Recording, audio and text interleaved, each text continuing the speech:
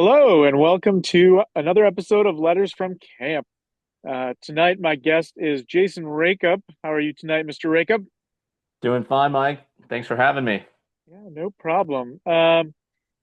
So just for listener context here, I was a camper first in 1994, and J Ray, as he was affectionately known by campers and staff, was my swimming merit badge instructor. So that's when I first met him many, many years ago. And then he came back to camp with his son as an adult leader, and so kind of reconnected that way, which was pretty cool. Uh, so Yeah, go ahead. no, it's just that was it very cool. And I remember getting down there the first time with my son, and you came up and said to me, I didn't know who you were, or I didn't recognize you, sorry, after 30 something years. So you're like, hey, you taught me swimming merit badge. And I thought that was pretty cool. And so anyways, it was a great way to get like welcomed back to Anoxit. It was for I think you were the program director at the time to know Yeah, who I yeah, was and just be like, hey, I know who you are, and you taught me a merit badge. And it reminded me about how meaningful the relationships that I had with staff back in the day was too. So it's kind of funny how that we can get into more of that, but yeah, absolutely. So we always like to start by getting your camp story when you first came to camp. What years you worked on staff, what areas you worked in. Kind of take us through your camp career here. sure. So I started as my first year as a camper was 1985. And I was 11 years old, this is meaningful, I think, because everybody recognizes the revitalization. A lot of stuff happened in '86. Ironically, when I was 11, I thought it was pretty cool, even though it was '85 and everybody says it wasn't. Because I was there, we didn't really have big enough troops, so a few of us went Provo. We didn't stay in cabins back then. It was the Arrowhead campsite we stayed in as Provo. Um, and I got to my first experience as a camper back then, and the facilities are awesome. Um, and then of course, I wanted to go back, couldn't wait to go back. And then '86 happened, and I was like, oh my God! It went from I didn't realize, how it was my only experience, and I thought it was pretty cool. I thought the staff was cool, and things were a little bit different. And looking back on it, I can kind of remember how, getting sent by the one of the merit badge counselors to the ranger shack to get 50 feet of shoreline and realizing I was getting punked as an 11-year-old. Like, you probably don't do that now at Winoxet, right? Like, I don't think you send tender feet down to Ranger John to say, hey, get me a left-handed smoke shifter. But then they thought it was funny. Then '86 happened, and it was a very different experience at camp, and it was just awesome. It went from cool, like this is cool, to being something really special. And I was able to do that for a few summers until the summer of '89, and that's when I was old enough to be CIT. And of course, I couldn't wait to do that. At the time, I think there were 8 or 10 of us as CITs, and we were there the whole summer, and we were there to work the whole summer, and there was no breaks, and there was no going home, and no vacations, but it was a very good way to get in. Like, you worked at every part of camp, and so that was my first year. And then as I came back, my first year on actual junior staff, the camp director came to me and another guy and said, "We've got this cool new idea. We think that we ought to do something for the younger scouts at camp."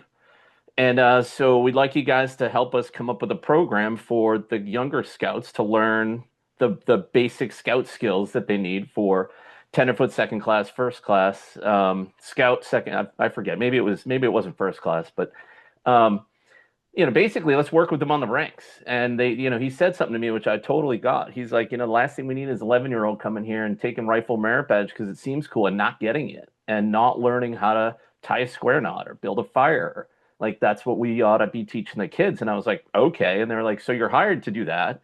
So let's figure it out. So me and this guy, Kanan Breen, who's an awesome dude, wild, red hair, crazy. Like, everybody loved the guy. It was a lot of fun to work with. We started what's now known as Brownsea Adventure. At the time, we had to come up with a name of it, and we called it YCD. It was called Youth Camper Development. And we fell in love with the name until the next year, when they came in, a new program director came in and said, "Yeah, we're going to change it. It's going to be Brownsea Adventure." And at first, we were like, we kind of like YCD better. We didn't know why. Of course, Brownsea is the absolute perfect name for that. Um, and then that next year, I worked with Brandon Morris, and so Brandon and I got to be good friends, and we spent a lot of years together on staff and in the Order Yarrow and other things. But we spent that whole summer hand in hand, building out what's now Brownsea Adventure, which was really cool. And it was a good experience. And at first I thought like, my buddies get hired for waterfront and scoutcraft and, all these other things. And I'm like, I got to do this thing with the kids. And they kind of picked on me like, whatever, Jerry, good luck with that. Like, have fun tying a square knot. I hope you remember. But it was awesome. Like I remember getting there. The kids didn't expect much. They were, as you were nice to the kids, and it was fun. It was cool. You could sing songs. You could do little scout skills. If they got it, great. If they didn't, try again tomorrow. So, and it's awesome now to see how Brownsea has become a key program at Winoxet. And it wasn't my idea, but it was certain. When they said, "Hey, how about if we try this?" We kind of built it out from there. And one of the Brownsea staff called me in a couple of summers ago and said, come in, look inside the shack." And there was me and Kanan Breen in 1991, and me and Brandon Morris in 1992. So that was pretty cool. To have that legacy lineage, and they all signed it every year. You've got every year on there. So after that, I was 18 and I took over Scoutcraft. So I could be, Brownsea didn't need a director really at the time. So I became the Scoutcraft director, and that was cool. And then after having spent 3 years in the woods, as I called it, I kind of had the itchiness to get down to the lake and get some sun and get a tan and get in the lake and do some swimming and sailing. And so then I spent the next 2 years at the waterfront. One, I think I think I might have been an assistant director both years. I never got to be director because by then I was silly me. I thought there was other things in the world to do besides work on camp staff at Winoxet, and so I went to find my fame and fortune. And sure, there were good things I learned at that, but man, I'd stay at Camp Winoxet as long as you possibly can. If you're on staff, there's no better job you're ever going to have, and it's not even really a job, honestly. Uh, so, anyways, that was my five years CIT, 2 years at Brownsea, a year at Scoutcraft, 2 years at Waterfront, and the Waterfront years were awesome. Like we had a blast. Like there are some legends there. Sean Walker was on the staff, and not Brandon, Jeremy Sappett, and the three of us, Todd Panicali, and Seth Bishop, and kids you probably know because you were there Mhm. then. Yep.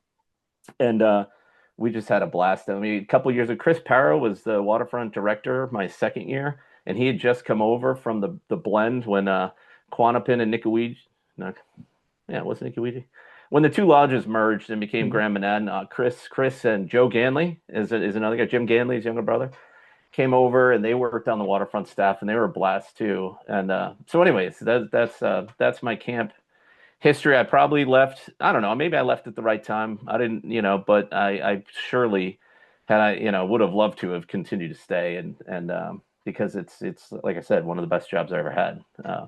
Yeah, So absolutely. And so I had worked at Cub Scout camp, and when I came back to Winoxet in 2003, I was the Brown Sea director. And part of me was like, I'm 23 years old. What am I doing running this area? But I got it really quick how important the area is in terms of like, our camper retention is a lot better than some other camps, and that's because we make sure that those new 11-year-olds have a great time and learn the skills they're supposed to.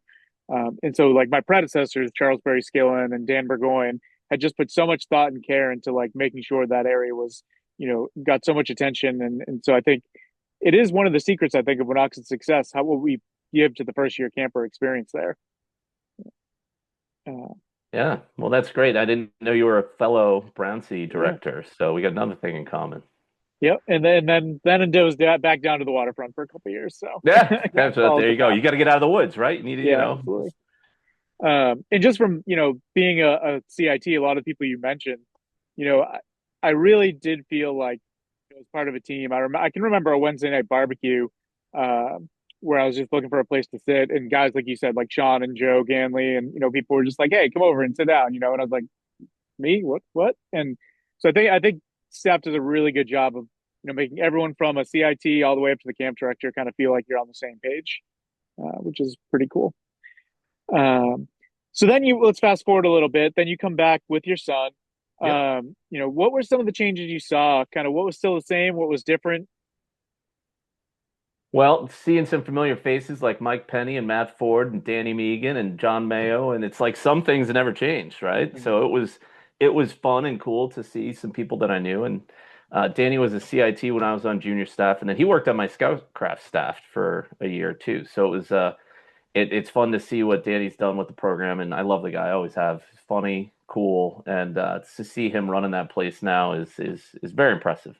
Um, but so having some familiarity and then seeing the camp really hadn't changed much. Like the physical, of course, that boathouse and the handicraft lodge. I mean, that's like I get it. It's not really doesn't belong to the camp, but it might as well for the summer. And the building's beautiful and that deck overlooking everything. That's pretty cool. Um, the handicraft lodge, I think, was just being built. I don't know if it was done. They might have actually they had handicraft in Memorial Lodge for a couple years while they were doing it. So I think we were there for that transition.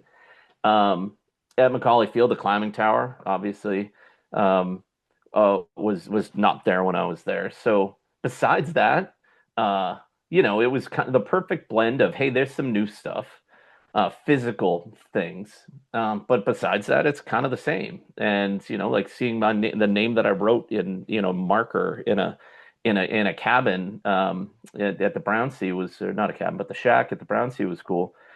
All that said, what I did realize, what I did, you know, I kind of had an opportunity to be there at the beginning from before the Winoxid experience really got its birth in that summer of '86.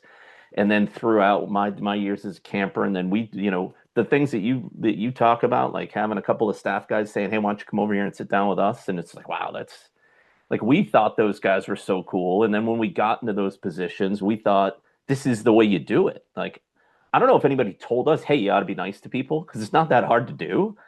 But that's just what we learned. That's how we were taught, and that's how we were treated. And so when we got there, that was the idea. Like, let's do that together. And so seeing that again, however many years it was, 30, well, maybe 20 at the time, because Kevin's 21 now. So he was 11. So 10 years ago, I was 40. Hard to believe. And it was to see and have that same feeling, and to see the song up in the dining hall, the sun and the rain and the apple seed. Just some of the things there. It felt like home, but there were some cool new things. And then I get to a Scoutmaster meeting. I see this board in the back, and they're like, "Okay, guys, we have 100 other things that we're going to do that you don't even see right now." And so, like all of the extras I don't know. And I guess they were probably added throughout the years. Like I remember we started doing a triathlon back, but I think it was a biathlon because we didn't have bikes, so it was running and swimming. And we tried that. But so many of the other things, like you literally can't be bored at Winoxid. And if you are, then you know, then I'm sure there's some staff member or a leader around pushing you into the right place to say, hey, you know what, you like the color, you like to do, here's something for you. Um, so for me, it was a lot of the same, but also just grown up. I felt like my kid looked at me and seeing it through his eyes. That was actually the best. That's what I should say. Like seeing it through an 11-year-old's eyes again, and seeing how he interacted with his friends and with the staff members and it was really cool. It was really something to see and to be able to experience again with him and being there and not having to be on all the time and not having to work was kind of cool. And just to be one of the ones that just got to kind of walk around and do stuff. Eventually, I kind of got bored of that, and I was like, okay, what can I do? And so I started doing things like painting jobs and other like service projects. Just I might as well keep my hands busy. Like, what do you guys need done? So, um, but it was really fun to see it through his eyes, and then to see him go and go be a CIT. And then he got hired for the COVID year. So it kind of, but that never happened, of course. So his first year on staff, real staff, would have been the COVID year. And then he did go back for one other year at shooting sports, and he thought it was a blast too. So it was fun to be there. Now I keep going. So he's done. He's moved on to other things, and like I keep going with the troop because I think it's cool. I think it's fun, and why not? My wife thinks I'm a little crazy. Like, really? Were you going to? It's just, don't worry about it. Like, it is awesome. It's like Disney World, the Disney World of Scouts, and yeah, and it's a blast. And I get to go for basically next to nothing, and just make sure kids show up to their classes on time. It's like the best week of the year. So don't tell anybody I said that. Yeah. Um, and how would you say, what lessons did you kind of take from camp, kind of in your adult professional life? Like, has camp influenced you in that sense? Yeah, I'd say without a doubt. I was I don't know. Let's just say that, I wasn't I grew up a lot at camp. I learned a lot about myself at camp. I learned a lot about, I got to be like, I don't know, I wasn't a cool kid in high school. I was just kind of a nerdy. I played sports and stuff, but it was just kind of like I tried to get good grades and I wasn't the party guy. And so I wasn't one of the popular kids. And not that that really mattered, but then you get to camp and all of a sudden you get a shot at this. Everybody's a popular kid. And so it gave me a lot of confidence. And I think that if you can figure out now at the time, I don't know how many kids we had at camp, but our big weeks were probably a couple hundred anyways. Uh, if you can get up in front of a couple hundred kids at camp and be goofy and sing a song and act foolish and enunciate and not be embarrassed. Like, I'm a sales leader now, and I've been a sales leader for many years. And so there are, being confident getting up in front of a group of people. I have no problem getting up in front of a group of, 100, 200 people when I need to. And, you got to, learn the things. You got to be prepared. You got to practice your script. You got to do all those things that you learn at camp. But I think it was a huge, huge confidence gainer for me. And then also just being able to get out in front of people and do things and to learn a skill and then reteach a skill and then see the learning happen. And then also more of the camp wide things, just in general, the leadership, how you treat people, how you talk to customers, how you do customer service as a salesperson. You really shouldn't be selling anything. You should be servicing. And if you keep doing that, then they're going to keep coming back to you.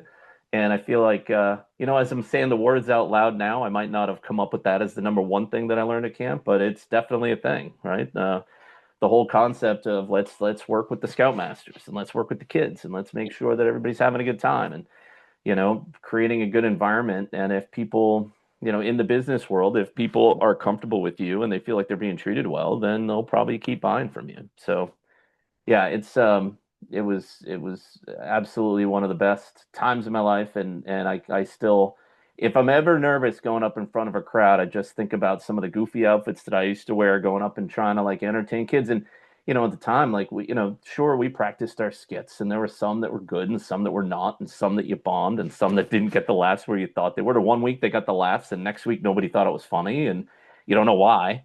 Um, and you learn to brush that off too. Like, okay, you got a good presentation, and everybody thinks your stuff's great. And then the next time, it's like, it's fine, nice, thanks for the lunch. We'll see you later. So maybe it's a little bit of understanding and learning, the good and the bad. So yeah, I think Absolutely. there was a lot to learn there. Absolutely. Before we move to the lightning round, we talked about it a little before we started recording, but you do have the Quano Bear shirt on. Yes, You want to maybe give a little context for some of our younger viewers who may not be aware of that as kind of a logo? sure. So back in 94. So we were going to the National Lord of the Arrow conference, and we were all hanging around trying to come up with a T-shirt design, and we were listening to the Grateful Dead in the Green Cabin, which now isn't the Green Cabin anymore. It's Grand Monadnock Lodge. It's the same spot. And so I was sketching on a pad, and I started drawing the Grateful Dead bear, and I'm like, how funny would it be to put a sash on him and put the scout sign uh, and so then the Quano Bear, because it was Quantum Lodge is what we were at the time, and we were going to NOAC, and so we called it the Quano Bear. I don't even know who called it the Quano Bear, but that's what it became to be known. And we went to another guy that had meant a lot to me over the years is Mark Smith, and he's I drove him bananas. I know I did, but I learned a lot from him, and they agreed to let us do this shirt, and so we all went down to NOAC, the University of Tennessee, wearing the Quano Bear, and it was the talk of the town. Everybody wanted it. Like if we had had 1,000 of them, we probably could have paid for the flagpole that you guys put in last year. It was fun. So then the next year, this is the Camp Winoxet one because the next year, I think it was the next year, maybe the year after, but we had a conclave at Winoxet. And so I drew another Quano Bear, and this time he was doing a service lodge, so he has the saw and the radio and the Converse on and the Quanopin colors. So I jammed these in after I left camp. I took a bunch of my Class Bs and I put them in a box and in my mother's house, and then I pulled them out when my kid got to go to camp, and I'm actually shocked that it still fits me. So That's awesome. that's the Quantum Bear. I was thinking about doing a 100th anniversary one. Would you guys like it if I brought the Quantum Bear back? Could I maybe put something out there and be like, I hey, mean, you have my permission. But that I don't know how much that counts for anything. Penny said yes. Yeah, that'll get you far. Yeah, yeah. All right. So let's move into our lightning round. So same questions we ask all our guests, but what is your favorite camp song?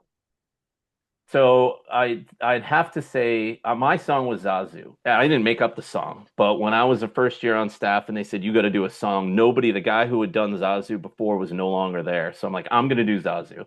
And honestly, I think it was because of the last verse where you get to do the I'm on the Winoxid staff and all that. And so I had a lot of fun with Zazu. Um, but my real favorite was Gary Owen, and I could never remember it. I could never remember it enough to have all the verses. And Dan Soames, who was another one of my mentors at camp. That's maybe one of the last questions, but he had it and he knew it, and he did it again at the reunion a couple summers ago that we had, and he nailed it. It was so cool. It's yeah. I think that's my favorite one that I did was Zazu, but my favorite one was the one that Danny always did, which was Gary Owen. Bob Spear might have done it too, but Yeah, that sounds right. yeah. Yeah, when it's done well, that's definitely a great one. You got to know the Um, words. If you yeah, can get them, you get all the verses, and you don't stumble. It's the most fun, and everybody yeah. gets into it. So, yep. How about your favorite camp skit?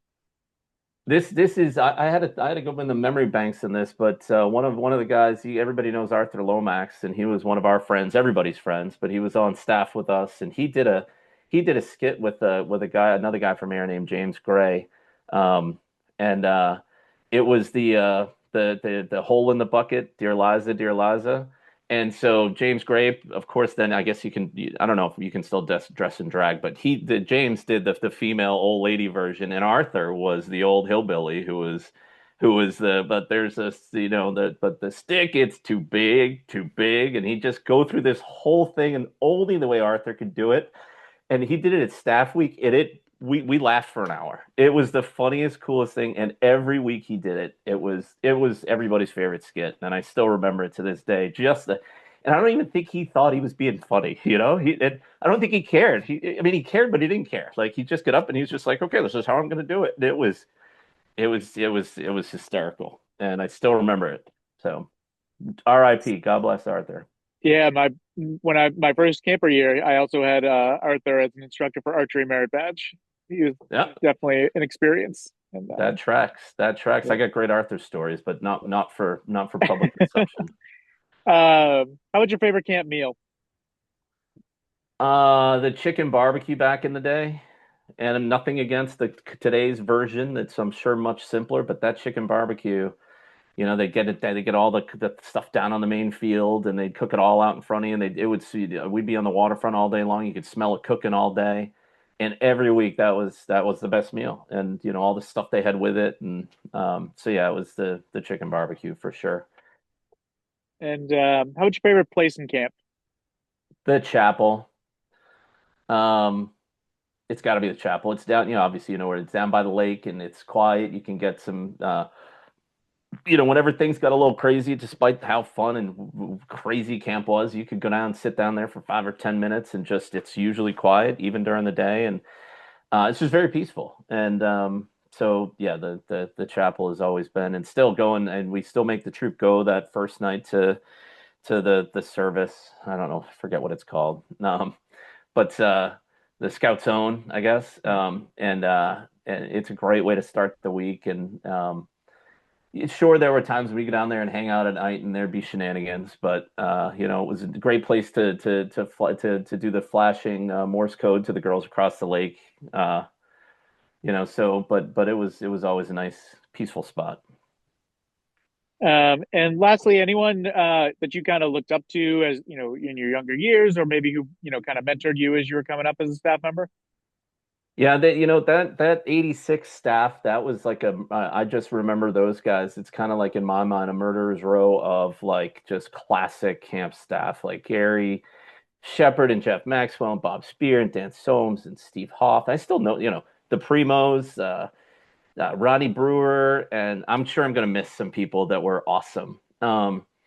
But I got to work with Dan Soames and Bob Spear. We're still there when I was a younger camper. And when I was a CIT, Dan was waterfront director. In my first couple of years, I think he was program director.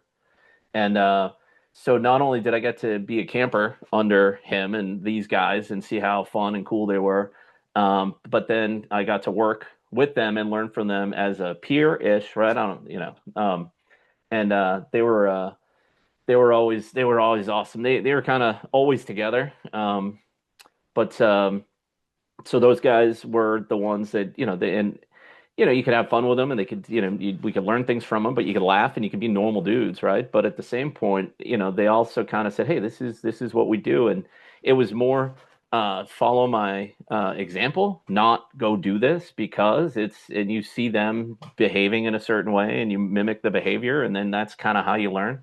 There were times as a program director, I'm sure he did even admit like we messed up, right? Like we did dumb things or goofed off or forgot to show up for there was stuff, but when you're 16, as important as it felt like this is an important thing, I'm a staff member at Winoxid. I got to be on my game. Like you learn that. But then you're also a kid. You're also still a kid. You're also still learning. And so he gave us some room to make mistakes, and then he'd get us back in line. And I'll always, and I've told him that since then on a number of occasions when I've had a chance to see him. So yeah, I'd say that Bob and Dan and the next two would be Steve Hoff and Gary Shepard. But I never got to work on staff with them, but in the lodge and Mark Smith. So those are the guys that I feel like I really learned a lot from, and I'm very much appreciative of their mentorship throughout the years. And I didn't make it easy on them. I know I was a little crazy, a little wild, and a little cocky, and but now seeing it through other lenses, I realize how good we had it back then, and how great it was to have people like that to look up to. So It's also really cool. I mean, we're approaching, 40 years from then, but how many of those guys still are kind of active in the program too? Gary being a scoutmaster and Jeff Maxwell having his kids on staff and Steve Hoff's been around. Like it's really cool how many of them kind of stuck with it and we're still involved. yeah, absolutely. It's fun because yeah, it's Charlie. So Jeff Maxwell's son and Steve Hoff's son and daughter, and my son, and I think Arthur Lomax's nephew was there, and Gary's son is on staff. So yeah, it's kind of wild to see the next generation coming through. Tim Bradbury's son, Jack Bradbury. I forgot about Tim. He was awesome too. It's still awesome. But yeah, it is. There's a lot of continuity. So the people it's cool that there are a lot of adults that were people that were on staff back then are still involved in some way, even if it's going up for a week or going to the events or it's great to be able to have that camaraderie. And I'd say that I'm going to put in a bid right now while I've got the chance on the mic is that if you decide that I know it's not you, but the Legends Award, I think the whole 1986 staff ought to go in as a group because of the impact that they made at camp because that's where we all learned and we learned and then we taught you guys and then you taught these kids, and if it wasn't for them in that year the entire staff, and how fun would it be to just have the whole kind of like a high school football team that did great. They might not have had a star quarterback, but they all did well, and so they all go into the Hall of Fame together. Yeah. So I mean, I don't want to spoil anything, but those conversations may be happening. So, okay. Great. Well, they um, deserve it. yeah, It's definitely stay also fun tuned. to. I was a CIT with Jeff D. I worked with Danny. Obviously, I mentioned Mark Smith, Gary Shepard. Like these guys are legends. Dick, and that some of the people that have been put up. Ranger Jack, of course, and the nurse Becky, Nurse yeah. Becky. It's great that the people that are on the plaques now, and I'm sure they're embarrassed by it. They shouldn't be because if it weren't for them, like we wouldn't have the place that we still have, that we still call home, even at 51 years old and so far removed. Um, and it's great to know these people in person and having spent some time with them over the years. And So, anyways, I love what you guys are doing with the alumni, and I can't wait to keep going. I'm going again next summer. Of course, I'm going to keep going until my scoutmaster says I don't need you anymore, or you know, I don't know. Probably be not, but I'll probably always go. So Yeah, absolutely. Well, thank you very much for the time, and thanks for being our guest this episode. Um, and to all our viewers, stay tuned for all our episodes of Letters from Camp. Thank you very much, Jerry. you got it, Mike. Thank you very much. Happy Thanksgiving. Take care, pal. We'll see you again You soon. too. Alrighty. Be good.